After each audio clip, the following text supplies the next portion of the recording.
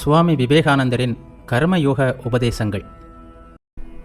இன்று நாம் அறிந்துள்ள மனித இனத்தின் வரலாற்றை எடுத்துக்கொள்ளுங்கள். இதே துன்பங்களையும் இதே இன்பங்களையும் இதே சுகங்களையும் துக்கங்களையும் இதே உயர்வு தாழ்வுகளையும் எப்போதும் நாம் காணவில்லையா? அன்றும் சிலர் பணக்காரர்களாகவும் சிலர் ஏழைகளாகவும் சிலர் உயர்ந்தவர்களாகவும் சிலர் தாழ்ந்தவர்களாகவும் சிலர் ஆரோக்கியமாகவும் சிலர் நோயாளிகளாகவும் தானே இருக்கிறார்கள்.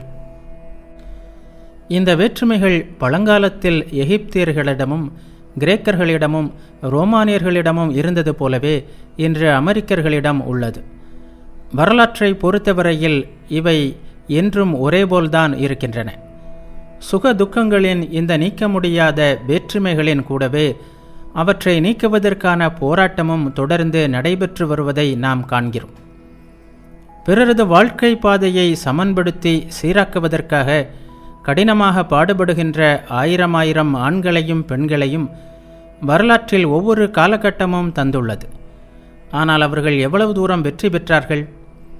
பந்தை ஓரிடத்திலிருந்து மற்றொரு இடத்திற்கு அடித்து விளையாட மட்டுமே நம்மால் முடியும்.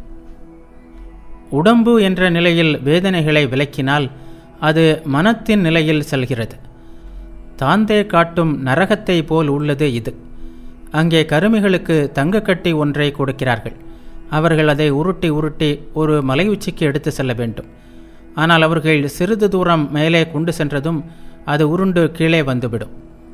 பொற்காலம் பற்றிய நமது பேச்சுக்கள் எல்லாம் சிறுவர் கதை போல் கேட்க மிகவும் சுவையாக உள்ளது. அதற்கு மேல் அவற்றிற்கு மதிப்பில்லை. பொற்காலம் பற்றி கனவு காண்கின்ற எல்லா நாடுகளுமே அந்த காலம் வரும்போது அதன் மேன்மையான அம்சம் எல்லாம் பிறரை விட தங்களுக்கு வரவேண்டும் என்று நினைக்கிறார்கள். இதுதான் பொற்காலத்தை பற்றிய அற்புதமான சுயநலமற்ற கருத்தாம். நம்மால் இந்த உலகத்தின் மகிழ்ச்சியை அதிகரிக்க முடியாது. அதுபோலவே வேதனையையும் அதிகப்படுத்த முடியாது.